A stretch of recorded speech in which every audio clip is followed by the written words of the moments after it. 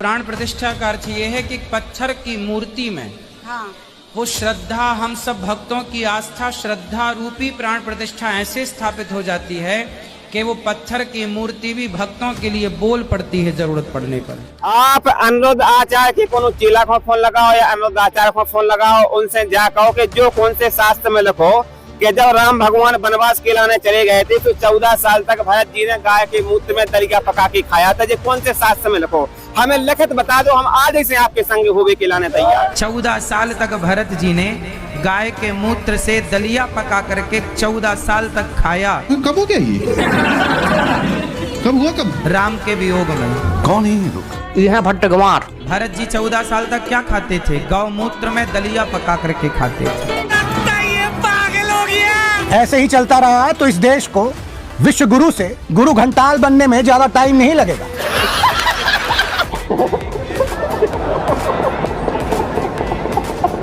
गाय का गोबर खाने से और गेहूं उसमें से निकाल के खाने से संतान की प्राप्ति होती है। जी वहाँ पब्लिक से बात करिए। क्या कहना चाह रहे यहाँ बताइए। हाँ, एक एक आराम से। राधे गोबर खाने से महाराज जी नहीं बोला, जो उसके गेहूं निकलता है उसे धोने से। गेहूं किसमें से? गाय जो गोबर करती है, गोबर जो करती है, गाय के गोबर से जो गेहूं निकलता है वो खाना है। वो गेहूं धो के खाना है। गेहूं धो के खाना, उसे पिसवा के। ठीक है। ये जो विधि है, ये जो उपाय है संतान प्राप्ति का, ये कौन से धार्मिक ग्रंथ में लिखा है जो आप बता रहे हैं? ये भी आपको लिखा हुआ बता दूंगा, मैं आपको लिखा हुआ बता दूंगा। हाँ बताइए। बिल्कुल बताऊंगा। कौन से? आपने मेरे को पहले बताया होता तो मैं लिखी हुई प्रमाणित पुस्तकें लेके आ जाता। हाँ, आपने बताया नहीं ना पहले। हम ये बोल रहे थे कि जी अनुरुद्धाचार्य हैं, ये इस गोबर का प्रचार करते हैं, सिर्फ धर्मशास्त्रों की बात तो वो जानते नहीं हो, ना बताते हैं किसी को।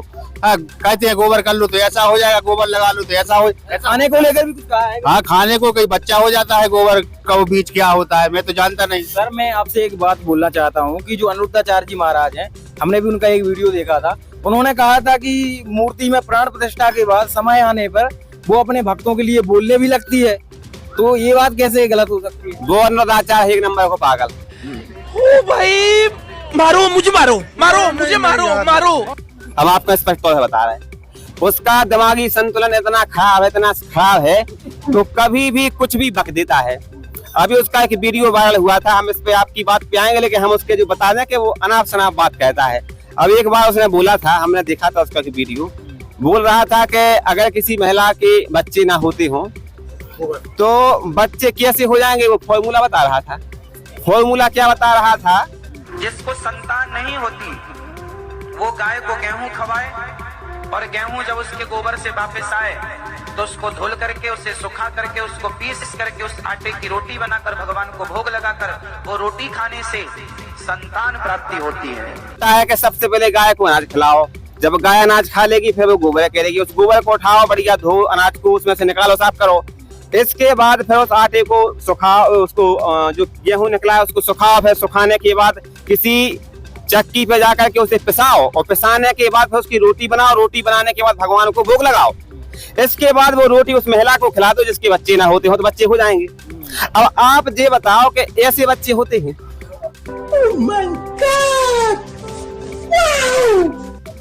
मैं ये अनुरुद्धाचार्य से भी आपके चैनल के माध्यम से पूछना चाहता हूँ कि उसके भी 2 बाल गोपाल हैं, क्या उसके भी दोनों बाल गोपाल ऐसी है?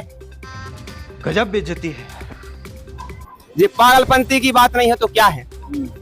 दूसरी बात कि एक बार क्या हुआ कि वो ये बोल रहा था, हम उसके देखते रहते हैं वीडियो क्योंकि वायरल होते हैं सोशल मीडिया पे।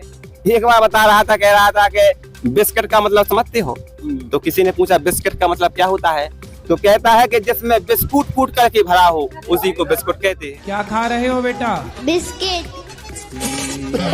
बिस्किट का अर्थ क्या हुआ? कुछ भी नहीं। सुनो, बिस्किट, बिस मतलब जहर, जहर है ये एक तरह से। क्या है ये? जहर। अब ये कोई बात हुई? इसके बाद तमाम तरीके की ऐसी वो अनर्गल बातें कहता रहता है कि ये लगता है कि ये एक नंबर का, समझ आए, पागल, बिल्कुल पागल है। मैं खुले तौर पर कहना चाहता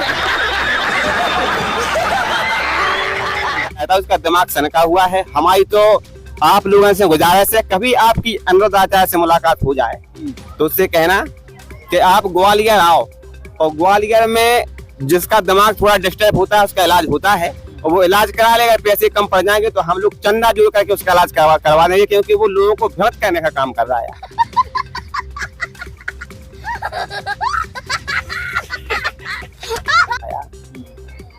तो आप क्या कहना चाहोगे? और अनिरुद्धाचार्य केवल इतनी सी बातों के लिए फेमस नहीं है, और भी ऐसी बहुत सारी जो है ना अनर्गल जो है ना बहुत सी अनर्गल बातें जो है ना अनिरुद्धाचार्य जी उस व्यास गद्दी के माध्यम से बोलते हैं। आप घर पे बोलते रहो, अपने आसपास पड़ोस में हंसी मजाक में कुछ भी बोलते हो, हमें क्या लेना देना, लेकिन आप उस व्यास गद्दी पे उस गुरु महिमा उस गुरु परंपरा को व्यर्थ कर रहे हो, जहाँ पर बैठ के आप ऐसे अनर्गल बातें बोलते हो। किसी महिला से आप बोल देते हो कि आपकी शादी हो गई, या किसी से बोल देते हो कि आप अगर वो बोल रही है कि हमारी शादी नहीं हुई तो बच्चे कितने, भाई ये कौन सा मतलब लॉजिक है? कितने पति हैं? आपकी शादी हो गई? हाँ जी हो गई। पति कितने हैं? पति तो एक ही है। एक है? हाँ एक ही है? हाँ जी हाँ जी। फिर ठीक है।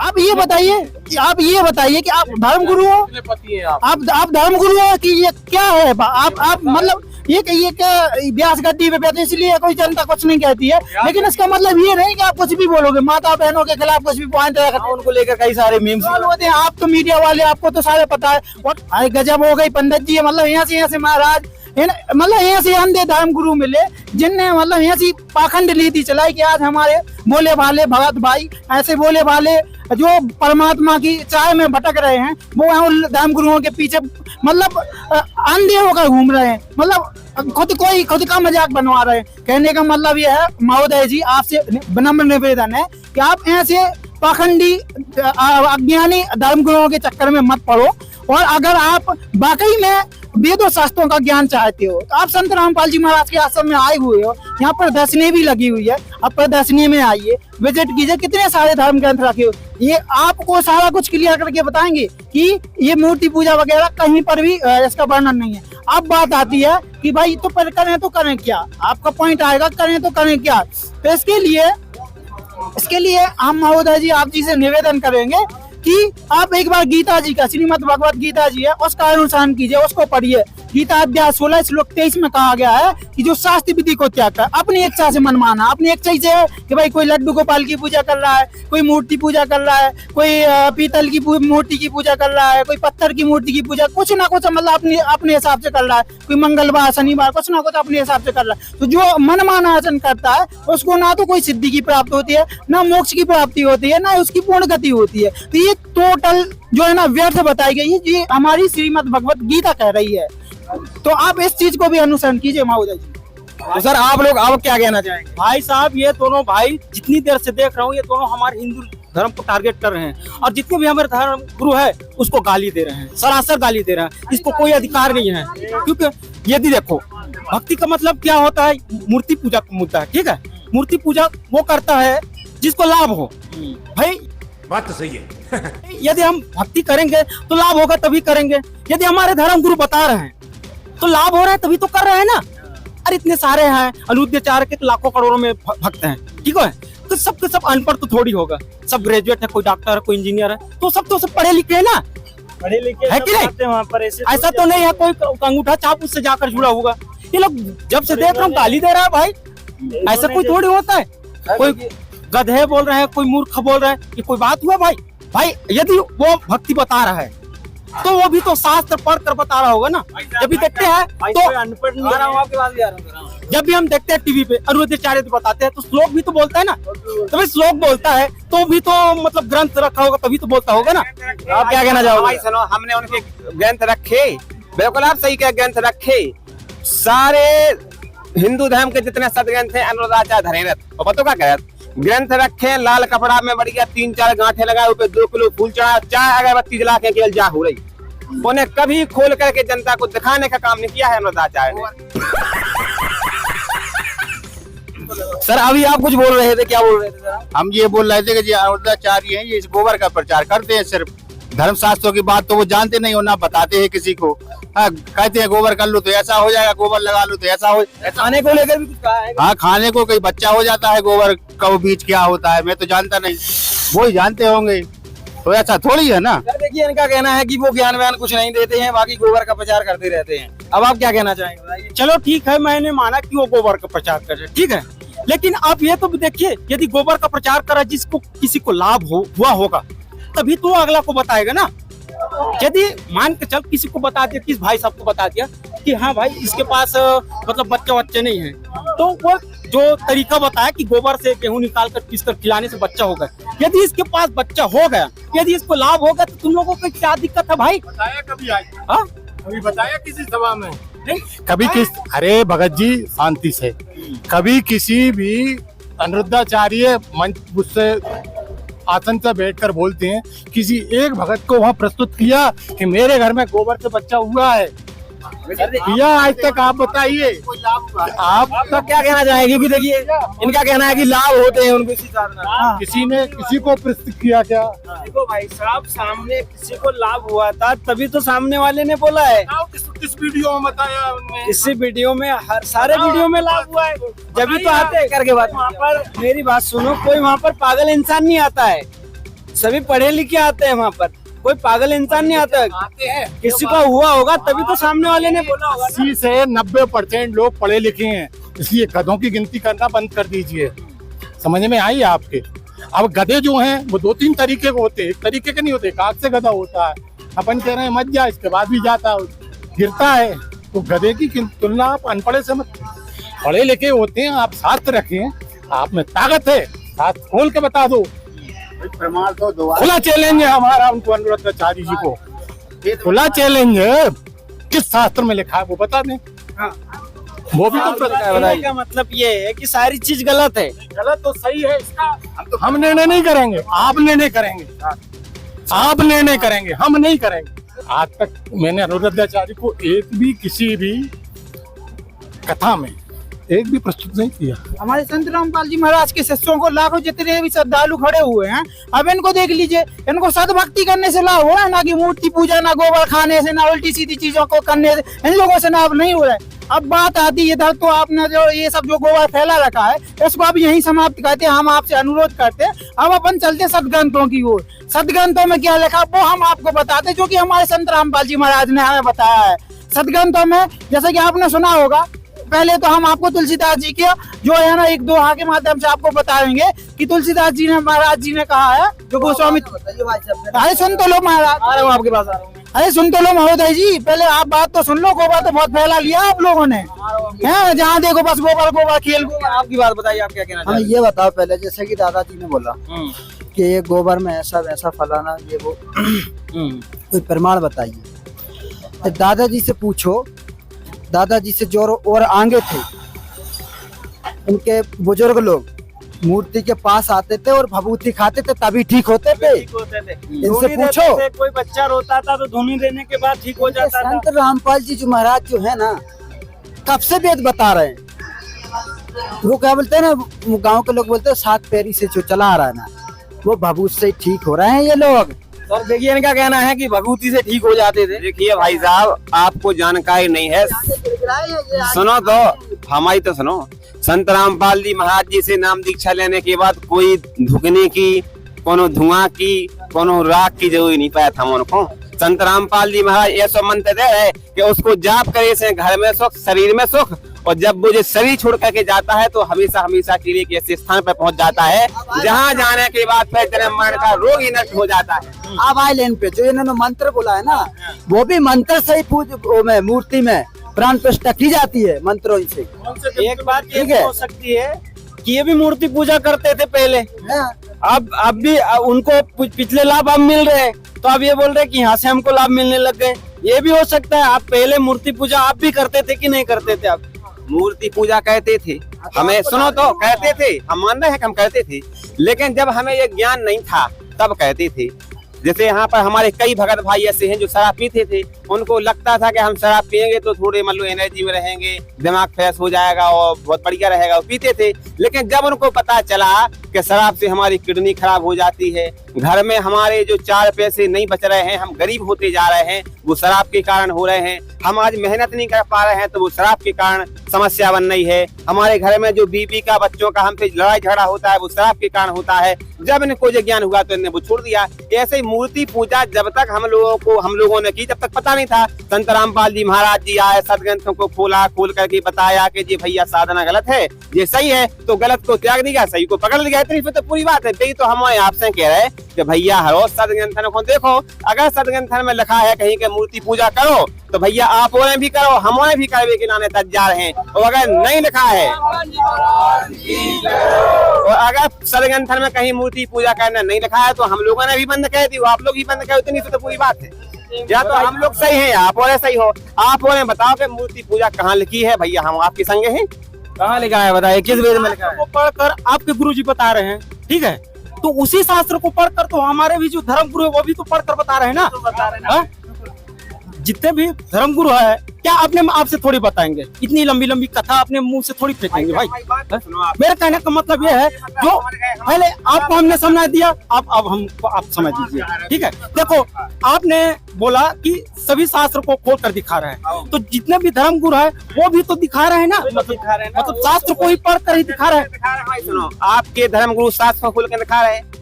आप अनुरुद्ध आचार्य के कोनो चेला को फोन लगाओ या अनुरुद्ध आचार्य को फोन लगाओ, उनसे जा कहो कि जो कौन से शास्त्र में लिखो कि जब राम भगवान वनवास के लाने चले गए थे तो 14 साल तक भरत जी ने गाय के मूत्र में दलिया पका के खाया था। ये कौन से शास्त्र में लिखो? 14 साल तक भरत जी ने गाय के मूत्र से दलिया पका करके 14 साल तक खाया। कब हो गया ये?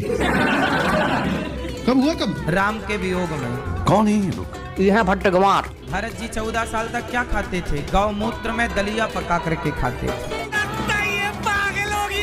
ऐसे ही चलता रहा तो इस देश को विश्व गुरु से गुरु घंटाल बनने में ज्यादा टाइम नहीं लगेगा।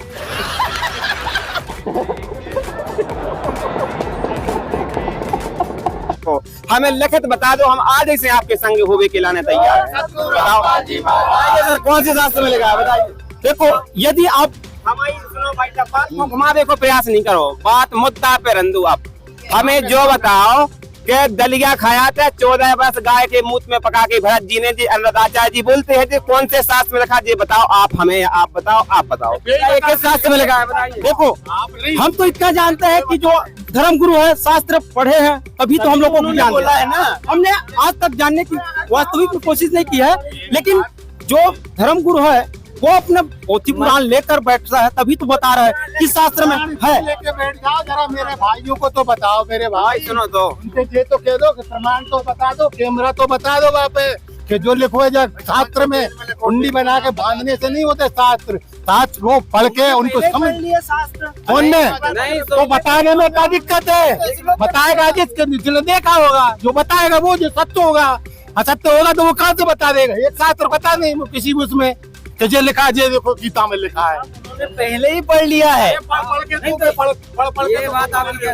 वही तो, अगर आप लोगों को दिखाया हो, कहीं पर दिखाया हो श्री रामायण में, आप लोग पढ़े लिखे हैं, आप लोग पढ़े लिखे हैं। अगर आप लोगों ने अभी तक नहीं पूछा है तो आप लोग अपने गुरुओं के पास जाइए, उनसे पूछे कि कहाँ लिखे है। देखो ये लोग शास्त्र की बात करते हैं और हम भी मानते थे कि हमारे धर्म गुरु है वो शास्त्र से ही प्रमाणित दे रहा होगा, तभी तो मतलब सबको लाभ हो रहा है। ये हमारा विचार था, सोच था। लेकिन ये लोग जितने भी शास्त्र के श्लोक बताते हैं, अध्याय बताते हैं, गीता का सार बताते हैं, तो इन लोगों की बात से पता चलता है कि ये लोग सच बोल रहे हैं, ठीक है। लेकिन हम लोग भी प्रयास करेंगे कि यदि शास्त्र आए सामने में तो हम भी पढ़ेंगे। और देखो ऐसा है कि अनुरुद्धाचार्य जो है इतना बड़ा हस्ती है कि हम उसके पास जाकर तो सवाल कर नहीं सकते, ठीक है। लेकिन हमारे पास गीता है, वेद है, पुराण है, ये हमारे धर्म गुरु मतलब हमारे पास तो है नहीं। तो यदि यहाँ पर कोई बुक है, कोई शास्त्र में प्रमाणित है, ये पता है तो बात बने भैया जी। लेकिन सर इनका कहना है कि अगर आपके पास कोई बुक ऐसी हो जो आप इनको कुछ समझ में आए उस चीज को लेकर, आप मतलब बुक इनको बताइए। हाँ, ये जो बात हुई ये हुई श्रद्धालुओं जैसी और असली भक्त के जैसी बात। आप जो है ना अभी तक जो लड़ाई झगड़ा मतलब इस तरह से अपन एग्रेसर हो रहे थे, एग्रेसिव हो रहे थे, वो सही नहीं थी कहीं तक। मतलब भक्त के जो लक्षण होते हैं वो यही होते हैं कि भाई अगर आप सही हैं तो आप प्रमाण बताइए, हम सही हैं तो हम प्रमाण बता देते हैं। अब आपकी जो बात है कि भाई हमारे पास जो है ना सदग्रंथ अवेलेबल नहीं हो पाते हैं, तो इसके लिए संत रामपाल जी महाराज ने बहुत ही सुलभ व्यवस्था कर रखी है। आप भंडारे में आए हो, यहाँ पर आध्यात्मिक प्रदर्शनी का आयोजन किया जाता है, जिसमें जितने भी संसार भर के सदग्रंथ हैं, न केवल हिंदू धर्म बल्कि जितने भी धर्म हैं चाहे वो सिख हो, ईसाई हो, मुस्लिम हो या कोई भी क्रिश्चियन, मतलब कोई भी जैन धर्म हो, कितने भी धर्म हो या कोई भी पंथ हो, राधा स्वामी पंथ, जो भी धर्म ग्रंथ है या धर्म गुरुओं की बुक्स हैं, सारी की सारी यहाँ पर संत रामपाल जी महाराज ने एक ही प्लेस पर एकत्रित कर रखी हैं और उनसे प्रमाण आपको दिखाए जाते हैं कि सर आप जो भक्ति विधि कर रहे थे, आप जो भक्ति की विधि अपनाए हुए थे, वो कहीं ना कहीं शास्त्र के अनुकूल नहीं थी, जैसा कि गीताध्याय 16 श्लोक 23 के अनुसार नहीं थी। और गीताध्याय 17 श्लोक 23 में कहा है कि ओम तत्सत इति निर्देशे ब्रह्मणे त्रिवेदे समर्थे, यह तम वेद स वेद, मतलब जो ओम तत्सत का मंत्र का जाप बताया है वो तत्वदर्शी संत के शरण में जाके और वो तत्वदर्शी संत उस ओम तत्सत का भेद खोलेगा, जिसका प्रमाण जो है गीता अध्याय 4 श्लोक 34 में किया गया है कि हे अर्जुन, तू उन तत्वदर्शी संत की खोज कर, तत्वज्ञानी की खोज कर, जिसकी शरण में जाने से और जिनको भली भांति दंडवत प्रणाम करने से आपकी जो है सारी शंकाओं का समाधान करेंगे और आपको जो है ना मोक्ष का सही रास्ता भी बताएंगे। वो तत्वदर्शी संत आज के समय संत रामपाल जी महाराज है महोदय जी, और आप आइए और सदग्रंथों को देखिए। और तुलसीदास जी महाराज जी ने भी कहा है कि कलयुग केवल नाम आधारा और सुमर सुमर नर उतर ही पारा। तो मूर्ति पूजा के लिए ना तो रामायण कह रही है, ना गीता कह रही, ना कोई वेद, ना शास्त्र कह रहा है। ये हमारी मनमाना आचरण है और हमारी एक आस्था पर डिपेंड करता है कि कोई आस्था रखे हुए है कि भाई हमें कुछ नहीं हो रहा तो हम कुछ तक कर लें, क्योंकि हम पिछले जन्मों से भगवान की खोज करते आए हुए हैं कि भगवान हम हर इंसान में देखते हैं। कभी भैंस में भगवान देखते हैं, कभी गाय में भगवान देखते हैं, कभी गोबर में भी भगवान देखते हैं कि इसमें लक्ष्मी माता का वास है, कभी किसी में भाई आप सब चीज को भगवान मान ले, भगवान तो मानो। कबीर साहब भगवान है, संत रामपाल जी महाराज के सारे सच चिल्ला के कह रहे हैं कि वेदों में प्रमाण है, कबीर साहब भगवान है, कबीर साहब भगवान है, ये वेदों में प्रमाण है। आप देख लीजिए, बाइबल में भी प्रमाण है, गुरु ग्रंथ साहिब में भी